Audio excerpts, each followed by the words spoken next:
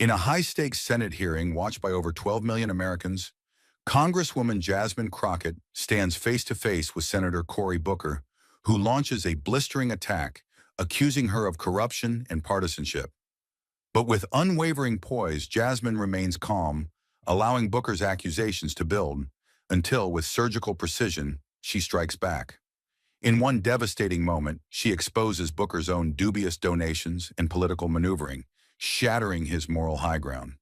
Will this be the end of Booker's career, or has Jasmine just rewritten the rules of political power forever? Under the stark lighting of the Capitol hearing room, the air was thick with tension. It was early, yet every seat was filled, every lens aimed. Reporters murmured, staffers traded glances. This wasn't just a hearing, it was a staged confrontation. In the center sat Congresswoman Jasmine Crockett, still as stone, her leather folder resting quietly in front of her. No fidgeting, no nerves, just controlled breath and sharp eyes that scanned the room without a flicker of fear. Across from her, Senator Cory Booker leaned forward, confident, rehearsed, ready to strike. To him, Crockett wasn't just a witness. She was a political opponent to be dismantled. Live. Booker radiated certainty, bolstered by party allies and press buzz. Crockett, by contrast, had no safety net. Just her voice, her facts, and that unreadable folder. But there was something off about how calm she looked, like she wasn't surprised to be under attack. Like she'd read this script before. The power imbalance was clear. He had the spotlight, she had the crosshairs. And yet it was her silence that unsettled the room. The question lingered in the air, unspoken but sharp. Had Jasmine Crockett walked into a trap, or come prepared to spring one? Emotions tightened like a noose as the silence broke. Not with Jasmine's voice, but with the calculated precision of a man who had rehearsed his strike. Senator Cory Booker leaned into the microphone before Jasmine could complete her introduction. His tone was silk over steel, measured, polished, but unmistakably loaded. "Mr. Chairman," he began, pausing just long enough for the room to quiet. "Before we proceed, I believe it's necessary to acknowledge a concern regarding the objectivity of our witness." He didn't raise his voice. He didn't have to. In just a few words, he threw shade across the table, casting Jasmine not as an expert, but as a partisan operative in disguise. Ms. Crockett has a well-documented history of political activism, including appearances at rallies and commentary that aligns closely with one side of the aisle. That raises serious questions about the neutrality of the data she's here to present. He smiled faintly, turning toward the cameras, not her, as if the real audience wasn't in the room but at home, watching the clip he'd just manufactured for them. It was a subtle assassination of credibility, not meant to draw blood in the room, but to seed doubt across 1,000 screens. There was no objection, no gavel, just the shifting of weight across leather chairs and the low hum of approval from his allies. A few Democratic aides exchanged knowing looks, their expressions smug, already half composing the tweet. Booker holds Crockett accountable?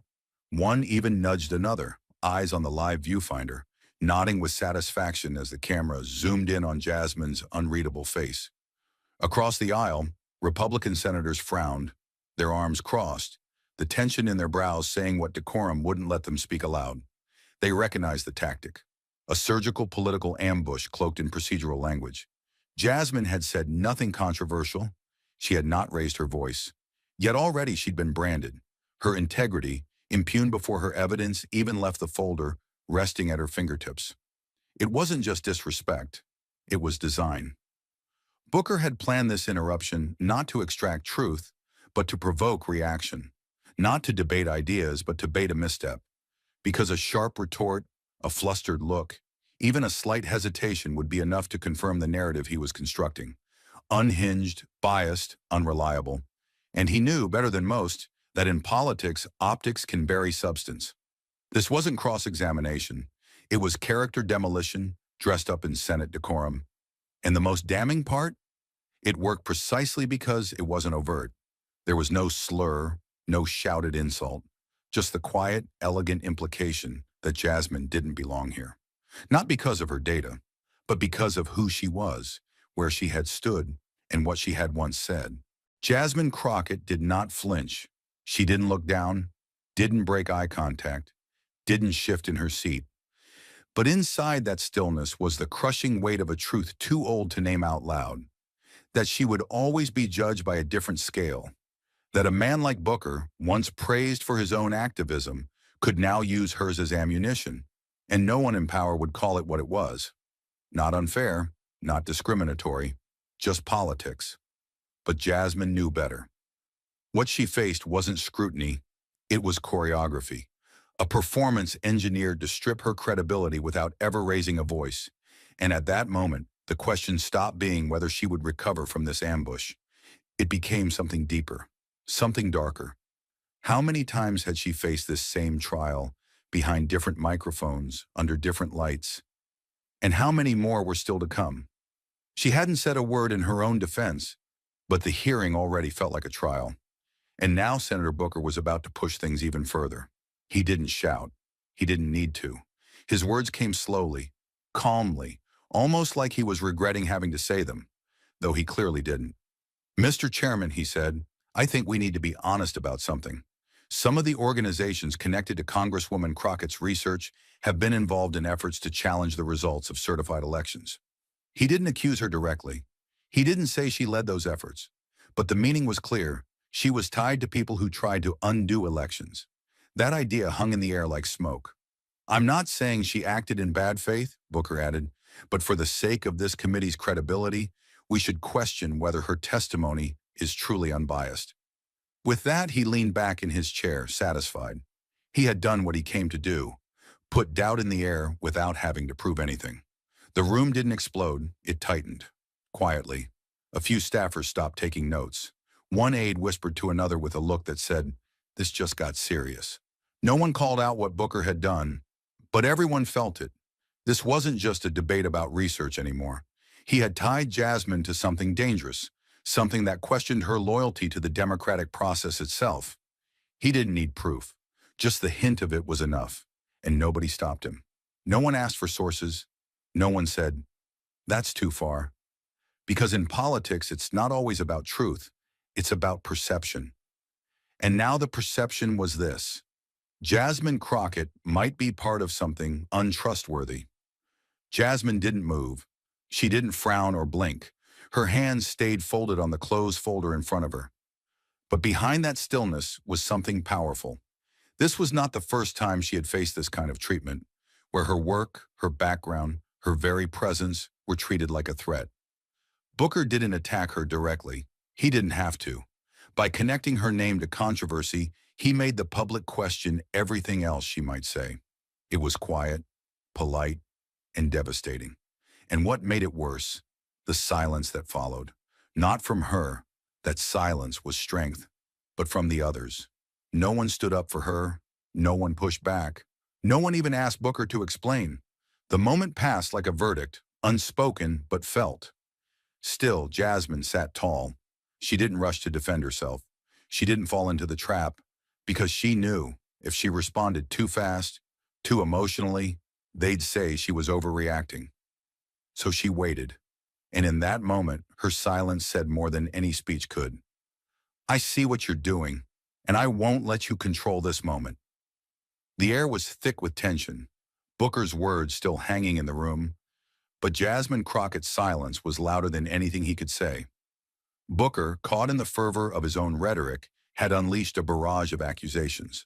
His voice filled the space with the sharp edges of insinuation and implication, each sentence carefully constructed to undermine Jasmine's character. He had no need to prove her guilt.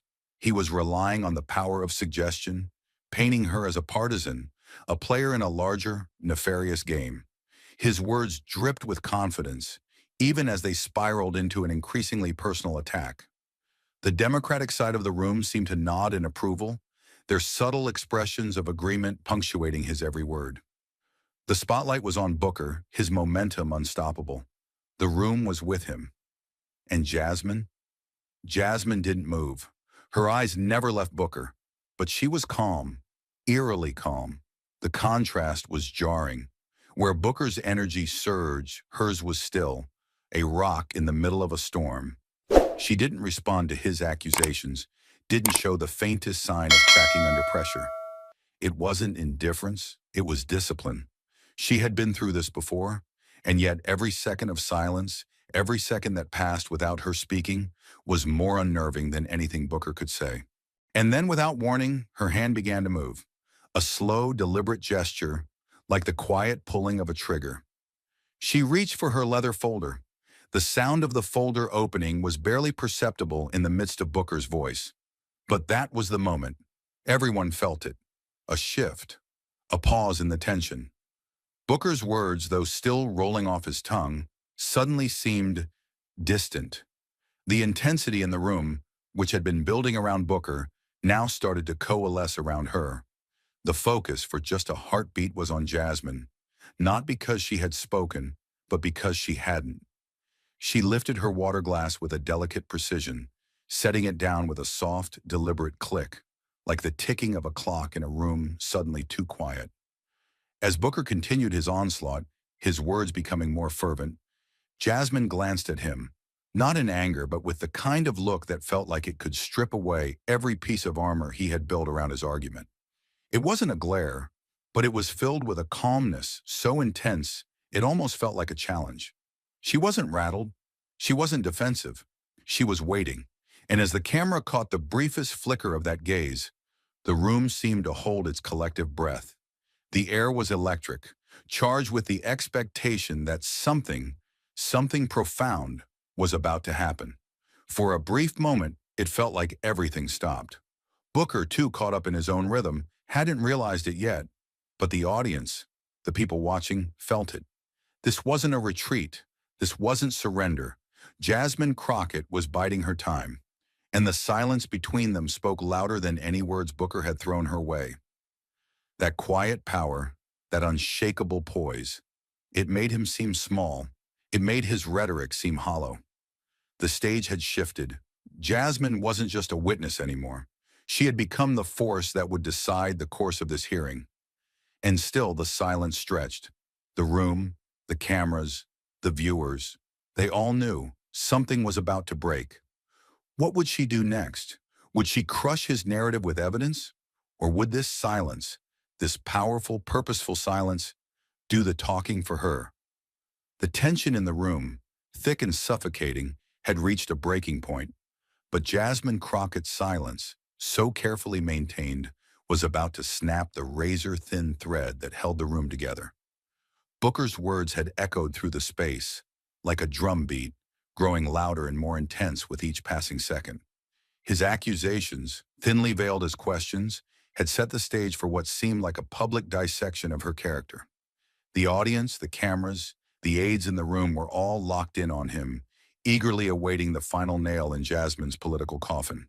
He had come with one goal: to reduce her to a partisan voice, to discredit her before she ever had a chance to speak.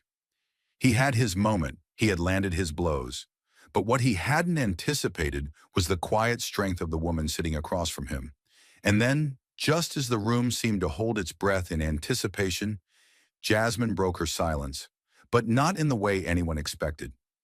She didn't respond with anger, with raised fists or accusations of her own. No, her words were measured, deliberate, calm, almost too calm. There was no fire in her voice, but the coolness of her question struck harder than any emotional retort could have. "Senator Booker," she began, her voice unwavering, "are you familiar with a donation made to your senatorial campaign on March 12th, 2019, in the amount of $10,000? The words seemed to hang in the air for a beat too long. For a brief second, the room fell into a stunned silence, as though the question itself had an immense weight attached to it. Jasmine didn't look down at her notes, didn't shift in her seat. She simply asked, calmly, without hesitation, like she had all the time in the world. The question wasn't shouted, wasn't rushed.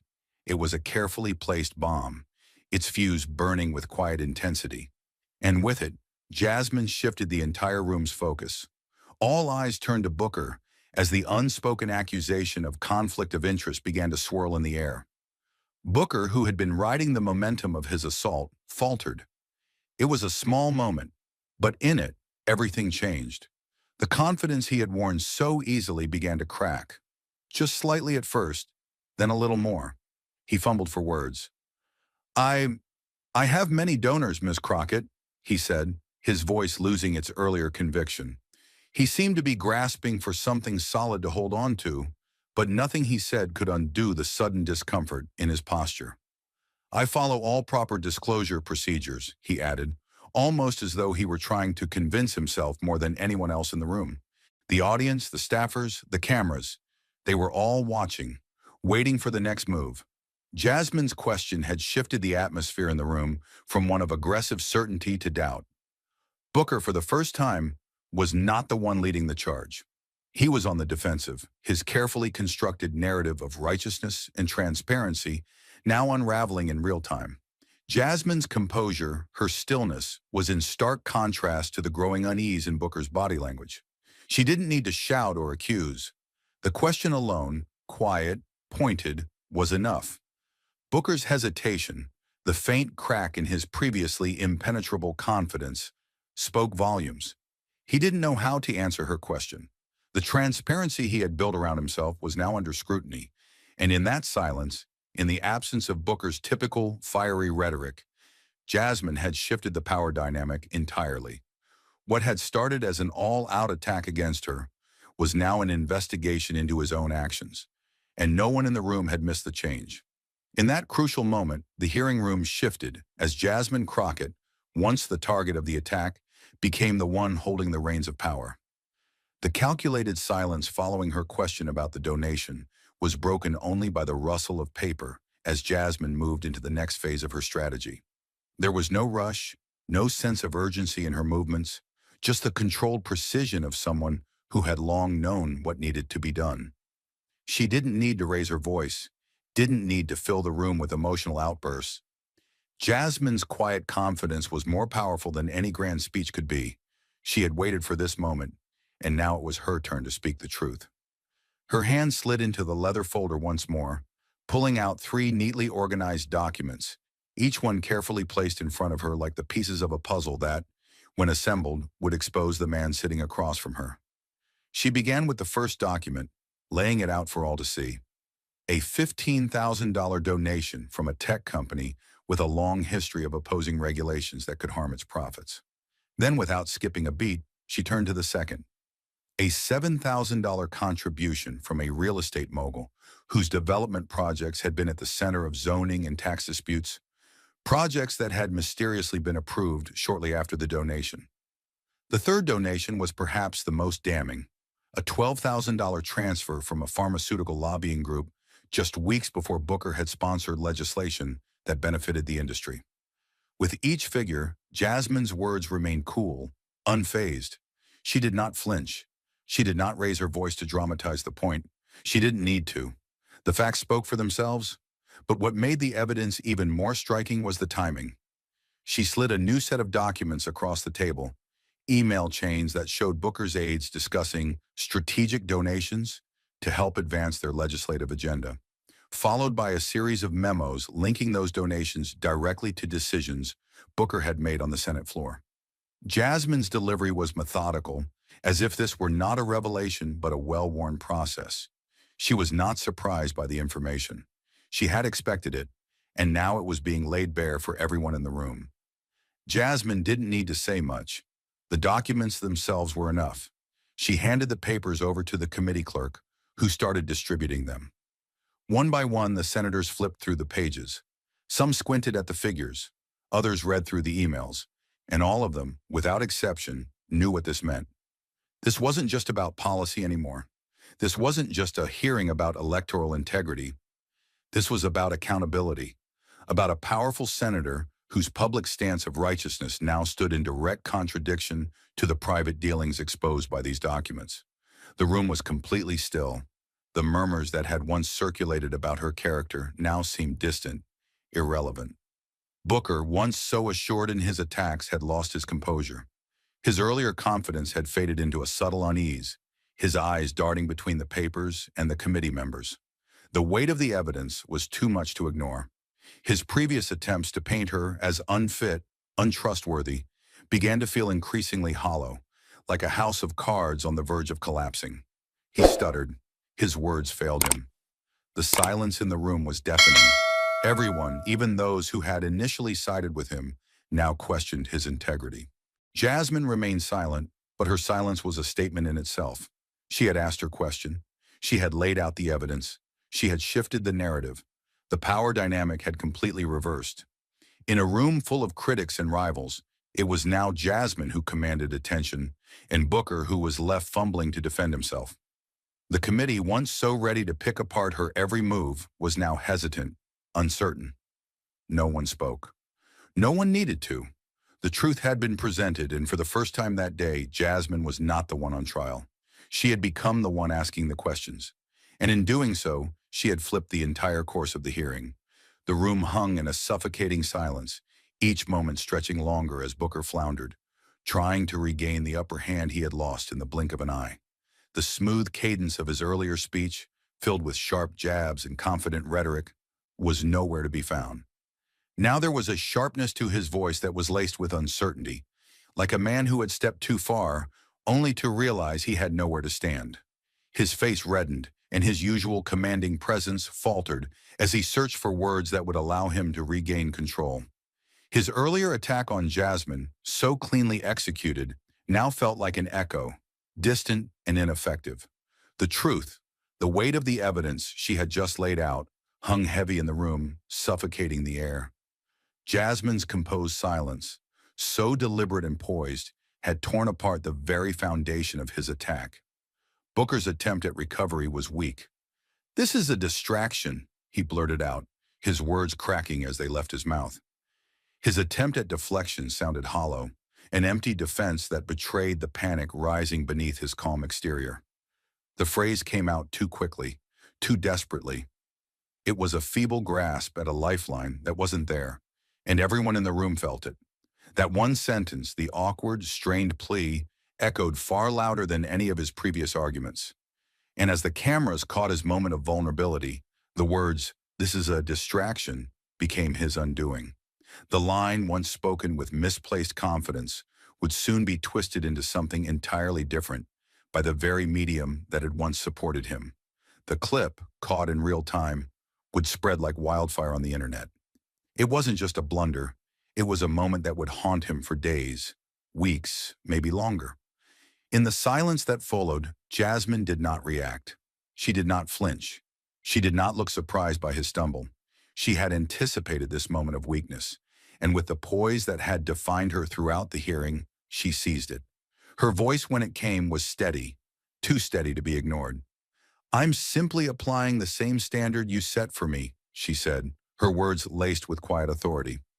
There was no harshness, no spite, just the calm strength of someone who had been unjustly accused and was now finally allowed to speak the truth. She was not attacking him. She was reminding everyone in the room that the double standard they had allowed was now exposed. She had been subjected to intense scrutiny, accused of bias without evidence, and yet, when the tables were turned, Booker was the one who was unprepared, the one who had to resort to deflection. Her words struck a deeper chord than anyone in the room could have predicted. She wasn't just responding to Booker, she was addressing the very premise of the hearing itself. The very idea that her integrity could be questioned based on assumptions about her political leanings had been challenged, and now Booker stood exposed for the same behavior. Jasmine had not raised her voice. She had not made a scene. She had simply stated a fact. If Booker demanded a level of scrutiny for her, he should expect the same for himself. It wasn't an attack. It was a correction. And as the room processed the weight of her statement, the truth hung like a heavy fog. Booker, once the figurehead of moral outrage in the room, now found himself on the defensive. He had been so sure of his righteousness, so confident in his ability to control the narrative. But now the narrative had shifted. Jasmine's calm, composed response had turned the tide. Booker's words, once the weapon, were now the exposed weakness. The room that had once been filled with support for him now felt heavy with the shift in dynamics. The predator had become the prey, and the silent force of Jasmine's counterattack was undeniable. The room felt heavier than before, as though the weight of the words that had been spoken could no longer be ignored. The battle had shifted, and Booker was no longer the one controlling the narrative. Jasmine Crockett had just taken the reins. As Booker struggled to find his footing, unable to recover the momentum he once had, Jasmine felt the space open up before her. It wasn't about defending herself anymore. This moment was about clarity, about exposing the truth with the precision of a surgeon's scalpel. She had been asked to justify her integrity, to prove that her every action and every decision had been transparent. But now it was Booker who needed to answer for the same scrutiny. Her voice cut through the tension in the room, calm but with an undeniable power that echoed in every corner. "Senator Booker, let's talk about transparency," she said, her words slow but steady. "Every single donation I've received, every dollar contributed to my campaign, has been publicly disclosed. There's no secret here. There's nothing hidden. My supporters, my backers, they are known to the public. There's nothing to question." She let the silence follow her statement, the weight of it sinking in.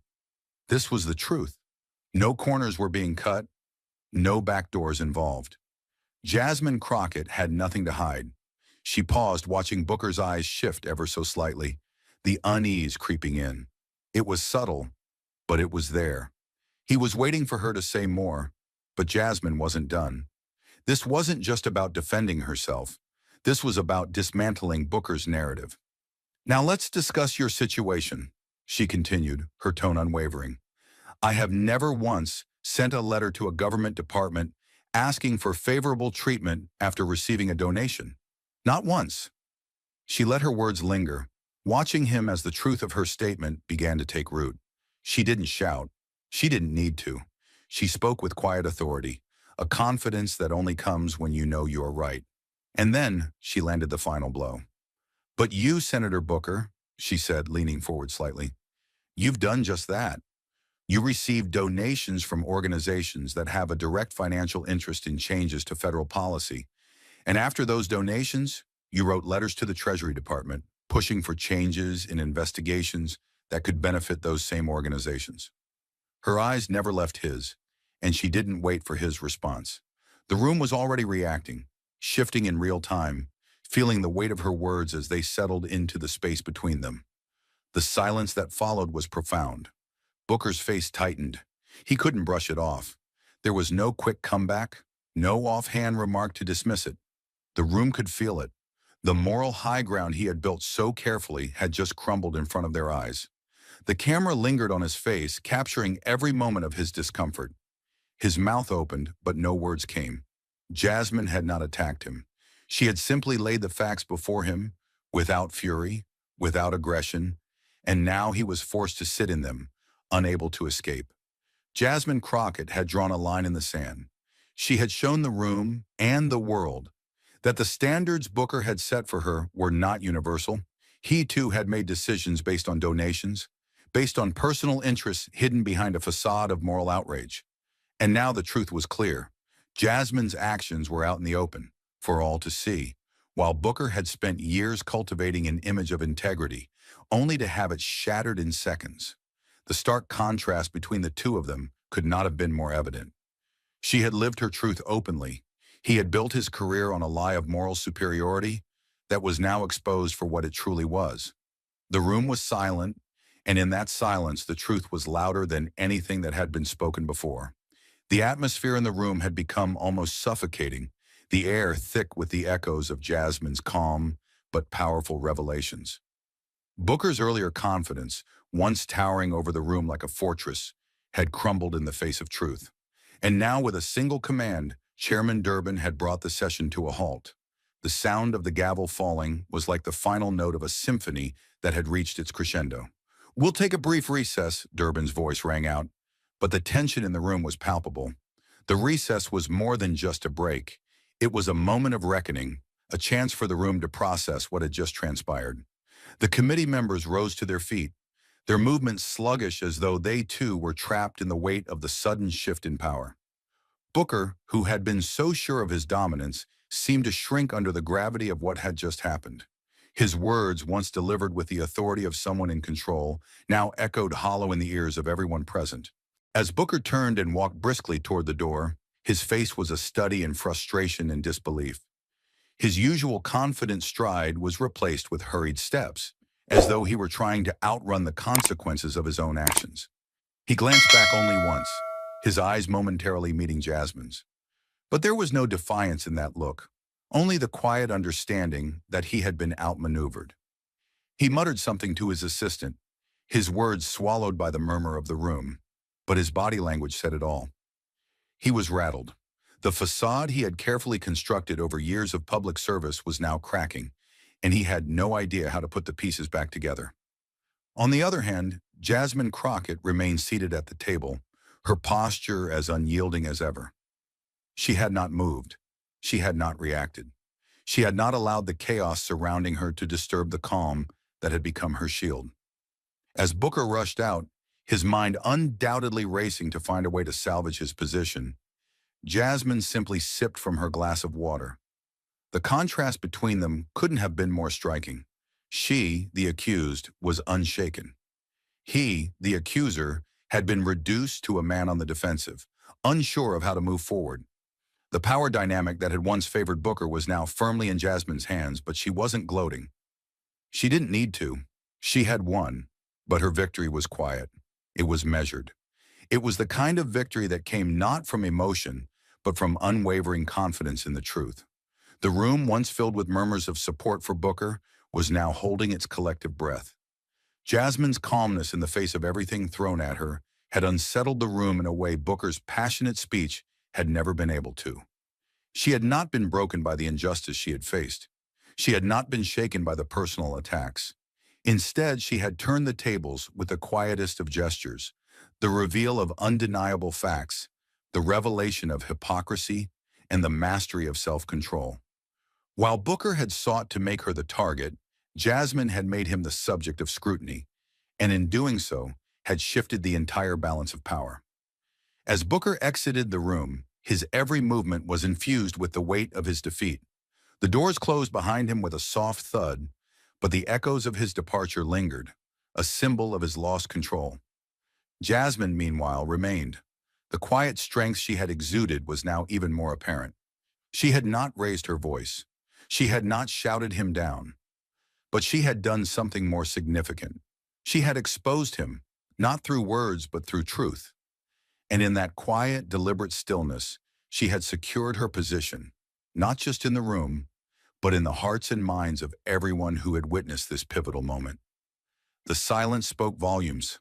Booker was defeated. Jasmine had emerged victorious. And with that, the power dynamics had been forever altered.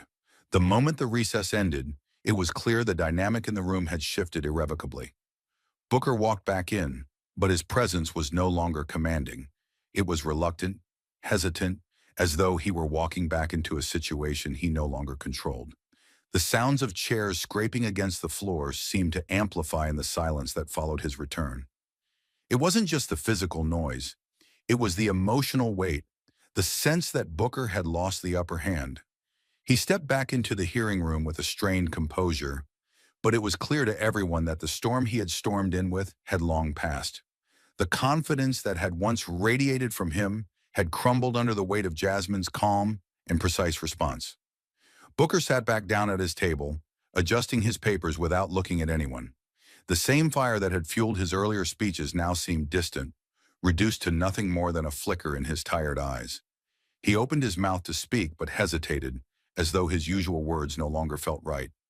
Finally, after a brief pause, he offered something so mundane, so technical, that it felt almost absurd. "Could you clarify the dates of these donations in the documents you've presented?" he asked, his voice hollow, almost detached.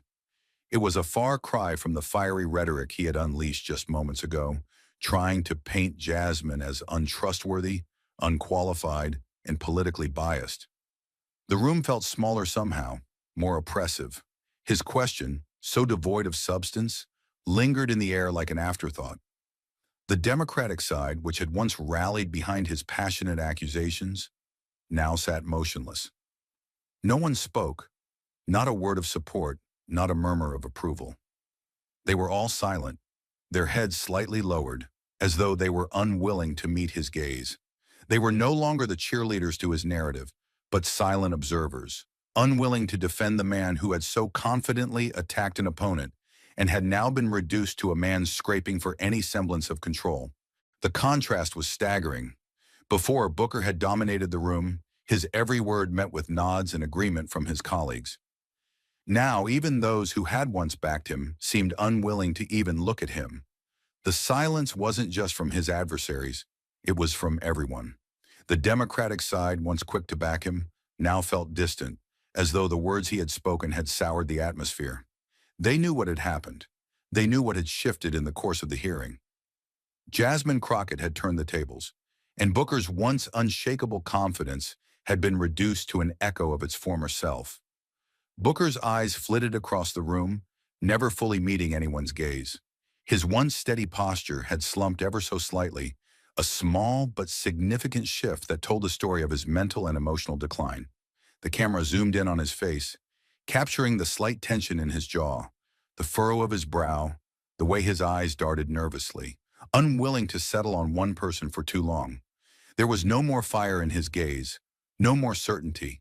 His earlier conviction, the righteousness he had worn so proudly, had been stripped away by the weight of his own failure. His eyes, which had once been full of fire, were now full of something else. Doubt, discomfort, and perhaps for the first time in a long while, the realization that he had underestimated his opponent. Jasmine, on the other hand, remained steadfast, her posture unchanged, her face calm and unreadable. She had delivered her facts, and in doing so, had not only exposed the cracks in Booker's armor, but had forced him to confront his own hypocrisy. The room could feel the shift in energy. The Democratic side was no longer rallying behind Booker. Instead, they were watching him closely, their silence a quiet acknowledgement that they knew the truth had shifted. As Booker continued to fumble for his words, a deep sense of isolation seemed to descend upon him. He was no longer a leader in this room. He was a man whose narrative had collapsed under the weight of the evidence Jasmine had presented.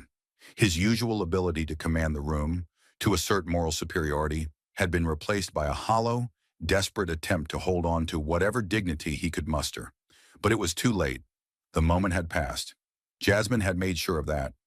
The camera zoomed in on Booker's face again, capturing the subtle but unmistakable shift in his expression. His eyes were no longer filled with conviction. Instead, they seemed tired, distant.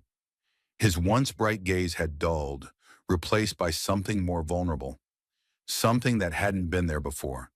He was no longer the man with the moral high ground. He was the man caught in a lie, trying to find a way out of it without drawing more attention to himself. It was a look that seemed almost pitiful, but it was more than that. It was a realization that in a single moment he had been undone. The committee members who had been watching intently, some with eyes wide, others with furrowed brows, now exchanged glances.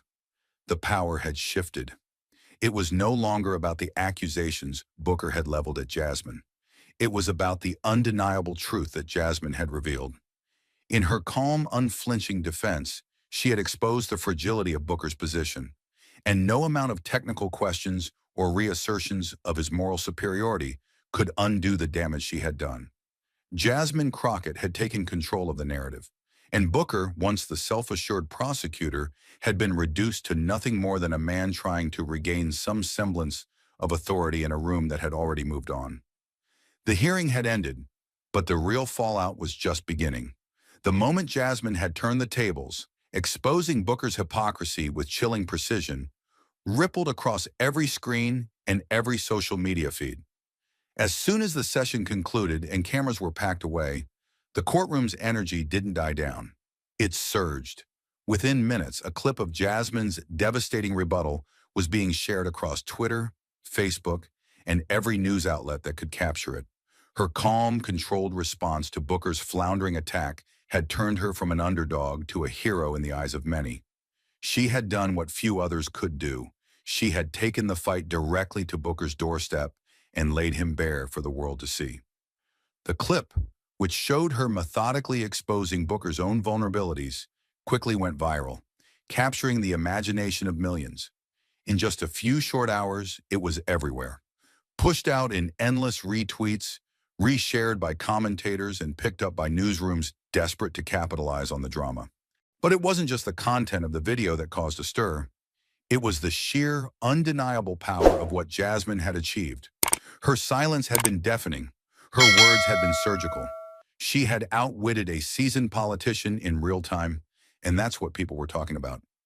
Media outlets across the political spectrum buzzed with reactions. On the right, conservative voices hailed Jasmine as a hero, someone who had exposed the deep-seated double standards and hypocrisy of the left. They praised her for remaining calm under fire, for turning the tables without so much as raising her voice. To them, she was a symbol of everything that was wrong with the political establishment, an outsider who had come in, not with force, but with the unassailable power of truth. But on the left, the reaction was less certain. Liberal commentators, who had once celebrated Booker as a beacon of progressive values, now struggled to defend him. The clip was being replayed endlessly across their social media platforms, and the looks of discomfort on Booker's face were undeniable. They had no choice but to acknowledge what had happened. Their champion had been exposed, and the moral high ground he had once claimed was now a distant memory. Yet even as some cautiously praised Jasmine's composure, others shifted uncomfortably. How could they spin this? How could they defend the man who had so publicly faltered? The media chaos that followed was something few had expected. Jasmine Crockett's response had done more than just silence her accuser. It had become the subject of an entire political debate. It wasn't just about who was right in the hearing anymore. It was about the larger narrative of who controlled the truth and how the media would process it. In the conservative press, her calm demeanor was painted as a masterclass in political combat. A number of prominent figures, from right-wing pundits to former politicians, lauded her for her ability to dismantle Booker's entire platform with little more than a few pointed questions. They celebrated her as the voice of reason in a world dominated by spectacle and emotion. "Jasmine Crockett shows how it's done," was a phrase that quickly became a rallying cry in the conservative sphere. Her steady, controlled response was the antidote to the outraged politics that had become all too common, and they weren't shy about spreading the message. On the other side of the political spectrum, however, the media landscape was far more divided. Liberal outlets that had once revered Booker's impassioned speeches and righteous indignation now faced the uncomfortable reality that they couldn't escape what had happened in the hearing. His frantic defensive response, contrasted with Jasmine's cool, calculated dissection, painted a stark picture of who had truly won the exchange. Some left-leaning commentators tried to soften the blow by deflecting the conversation back to the substance of the hearing, focusing on the policy issues, downplaying the personal revelations. But even they couldn't escape the underlying message. Booker had been thoroughly outclassed, not by a rhetorical juggernaut, but by someone who had shown him up through the sheer power of measured silence and impeccable timing. The viral nature of the clip didn't just stay within the confines of media elites and political commentators. Jasmine's victory had become a pop culture sensation. Memes of Booker's stunned face and Jasmine's calm response flooded the internet, shared and reshared by people from every walk of life. It was more than just a political victory. It was a moment that transcended party lines, touching something deeper about how we view strength, composure, and accountability in the political arena. The video was everywhere, from Twitter feeds to late-night shows, where it became a punchline in discussions about political confrontation. But beyond the viral nature of the clip and the media frenzy it sparked, what truly resonated with the public was the sense of injustice that had been so elegantly called out by Jasmine. She wasn't just defending herself, she was calling out a system that had allowed hypocrisy to go unchecked. The injustice wasn't just in what Booker had said, it was in how the political elite had been allowed to escape scrutiny for so long, only for Jasmine to pull back the curtain with a calm and undeniable precision. The public had watched her, not as a victim, but as someone who stood firm in the face of an attack that many would have crumbled under. And in doing so, she had turned the tables not only on Booker, but on the entire political establishment that had underestimated her. Jasmine Crockett's name was now cemented in the annals of political theater, not as someone who fought fire with fire, but as someone who used the quiet, unyielding power of truth to dismantle a well-crafted narrative. And the world was watching. The aftermath of the hearing unfolded like a thunderclap in a storm, the reverberations shaking the political landscape in ways that no one could have predicted. Booker, once the shining star of the Senate floor, found himself slowly fading into the background. The immediate effect was undeniable. Just days after the hearing, Booker's presence in the media began to shrink. Where he had once been invited to high-profile talk shows and news segments, now his phone remained silent. Public appearances, once a staple of his calendar, were being rescheduled or quietly canceled. The media that had once hung on his every word now seemed hesitant to engage. His moral authority had been shattered, and without it, his carefully cultivated public persona began to erode. His legislative proposals, particularly those he had championed in the wake of the hearing, were suddenly sidelined. The bills he had pushed so hard for, once seen as progressive wins, now found themselves gathering dust on the back burner. His calls for reform, once loudly applauded, were met with muted responses. Even his own party, which had once rallied behind him, now seemed reluctant to give him the same support. The very foundation he had built for himself was crumbling, piece by piece, and there was nothing he could do to stop it. But Jasmine's trajectory, on the other hand, was climbing. The moment the hearing concluded, her name began to resonate beyond the confines of the room. The media that had once been skeptical, that had reduced her to a side character in Booker's narrative, now found themselves clamoring to hear more from her. Invitations flooded in, not just from mainstream outlets, but from respected think tanks and legal organizations eager to hear her insights. Conservative think tanks, often known for their ideological opposition to progressive ideals, reached out to her with the kind of respect they had never offered before. They saw in her the clarity, the calm, and the integrity that could make her a powerful voice in shaping policy debates moving forward. Her reputation as a political force, someone who could take down powerful opponents with nothing but the truth, was cemented. In the days following the hearing, Jasmine was invited to testify as a witness in several upcoming hearings, her name now being placed alongside seasoned professionals and legal experts. For someone who had entered the political stage as an underdog, this was a monumental leap forward. She wasn't just invited to speak, she was now in demand, sought after by lawmakers and think tanks alike for her expertise. Her calm, calculated responses had given her credibility.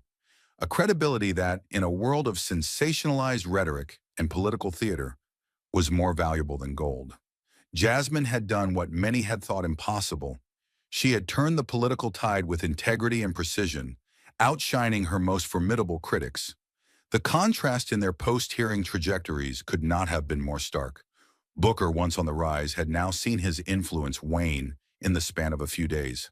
Jasmine, who had fought to be seen, had found herself elevated to new heights, not through loud declarations or emotional outbursts, but through the quiet force of truth.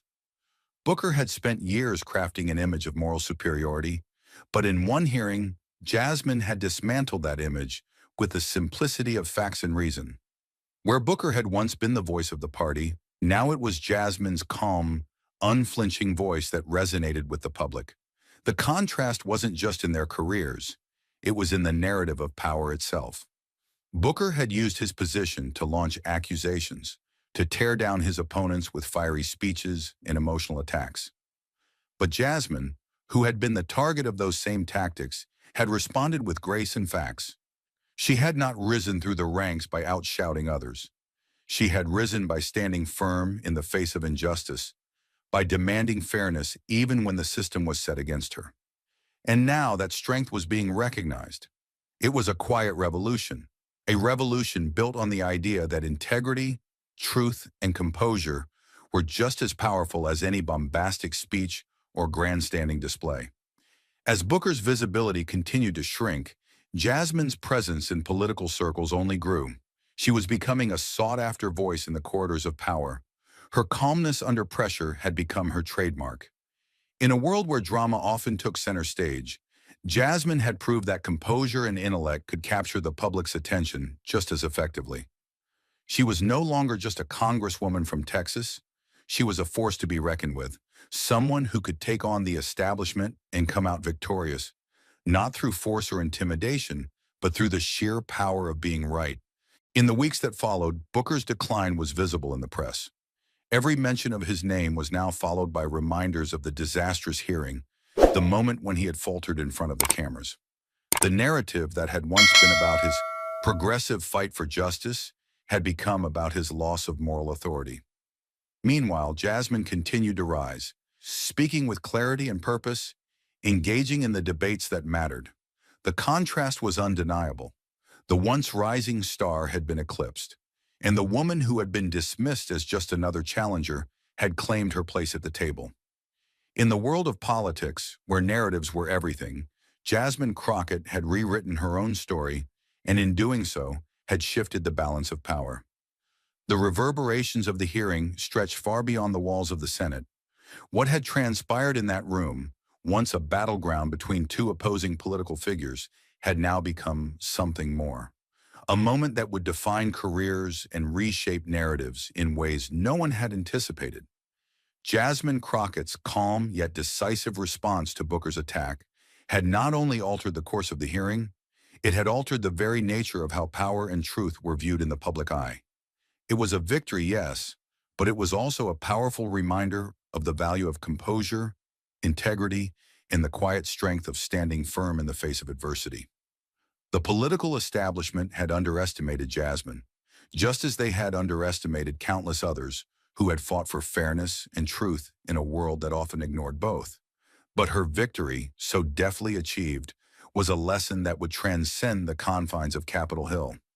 A few months later, at a prestigious university, a political science professor stood before a group of eager students. As he lectured, he pulled up a slide on the screen. A moment that changed political trajectories. It was the clip. Jasmine Crockett, calm as the storm raged around her, methodically dismantling Booker's accusations, with nothing more than facts, poise, and patience. The professor, an expert in political strategy, paused for effect before continuing. This moment, while small in the grand scope of history, marked a turning point in political engagement. It was not about who shouted the loudest, who held the most influence, or who had the largest audience.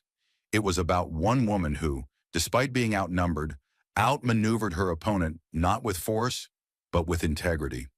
The students watched, captivated, as the professor dissected the sequence of events, showing how the power dynamics had shifted. How Booker, once seen as a political giant, had been brought to his knees by the quiet force of truth.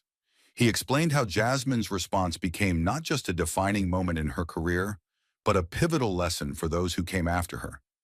It was a lesson about the often overlooked power of remaining composed, of standing up for truth in a system that so often rewards spectacle over substance. As the lecture continued, the professor highlighted how Jasmine's actions had struck a nerve in the political world. Her calm, her ability to stay focused and grounded, had defied every expectation placed upon her. In a political landscape where the loudest voices often dominate, where media cycles are driven by outrage and conflict, Jasmine's moment reminded everyone in the room of something fundamental. That quiet strength, clarity, and unwavering commitment to the truth can be just as, if not more, powerful than any rhetoric. The students, many of whom had come to study politics with the belief that it was a world governed by noise, aggression, and spectacle, now saw a new path laid before them. They saw that real change often comes not from battling the system with more noise, but from having the courage to stay true to one's principles, even when the odds seem insurmountable. The professor made it clear, Jasmine had not only won a political battle, she had changed the framework of how battles in politics would be fought from now on. It wasn't just a tactical victory, it was a cultural one. Her response became a touchstone, a model for anyone looking to challenge the status quo without resorting to the same tactics of division, anger, and fear. The lesson went deeper than politics. It was about the power of personal integrity, the courage to stand alone, and the belief that truth could be a weapon far more potent than any slander or attack. The impact of that hearing stretched beyond Capitol Hill, making its way into textbooks, academic journals, and political discourse across the nation. The story of Jasmine Crockett and Cory Booker was no longer just about two figures battling over policy.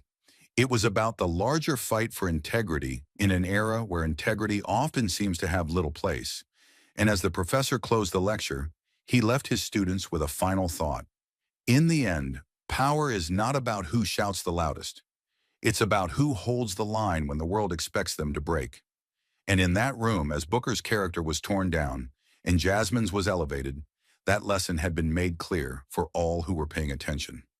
In a world where political battles are often fought in the spotlight, where loud voices and sensational headlines are prized above substance, one lesson had become abundantly clear.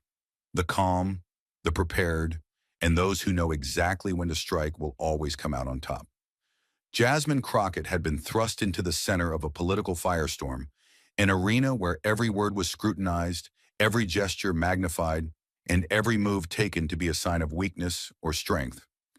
Yet what she had done in that Senate hearing, in front of millions of viewers, was nothing short of remarkable. She didn't fall for the theatrics, the grandstanding, or the high-pitched emotional outbursts that often dominate political discourse. Instead, she used her greatest asset, silence. And in that silence, she displayed the kind of composure and strategic thinking that would be the model for future political confrontations. As the hearings wore on, the world watched as Booker, once seen as a towering figure, unraveled before their eyes.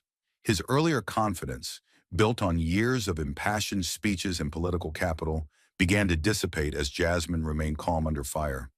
Each time he tried to strike, she countered with a precision that left him scrambling for words, his arguments falling apart in the face of her unwavering logic.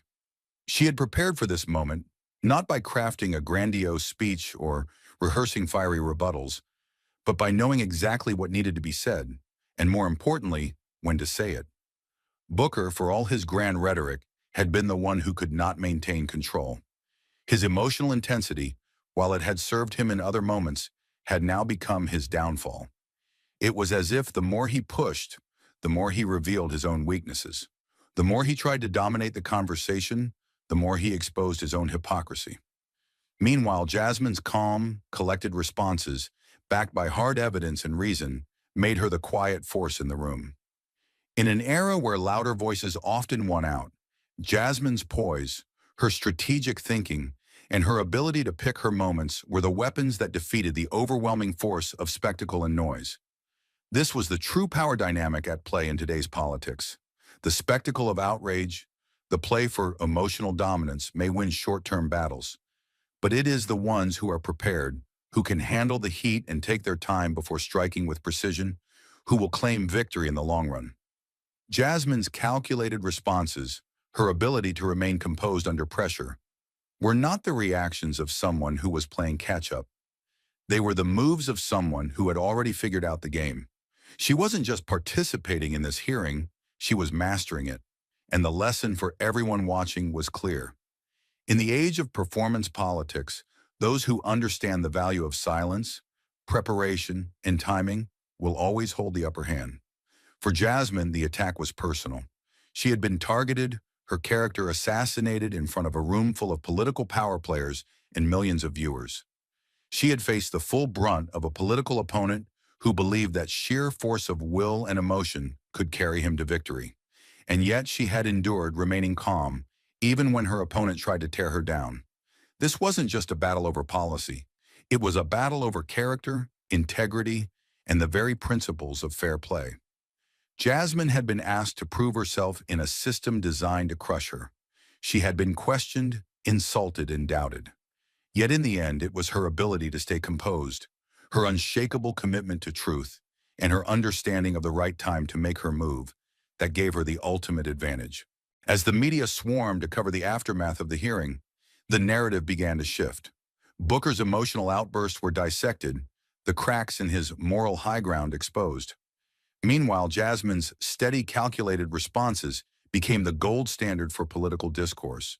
The contrast was stark. Booker had fought to be seen as the moral champion, but it was Jasmine who had emerged as the true leader.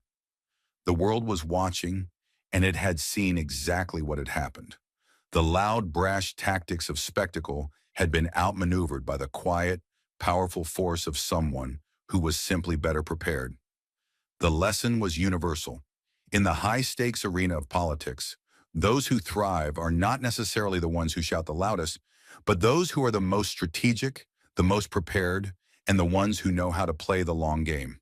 This was the type of leadership the world needed, not driven by emotion or outbursts, but grounded in principle, truth, and the ability to seize the right moment.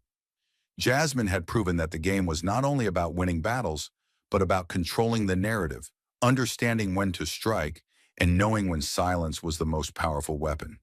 In the end, it was her unwavering ability to stay true to herself, to the facts, and to the bigger picture that ensured she would be the one to rise above the noise and claim the high ground.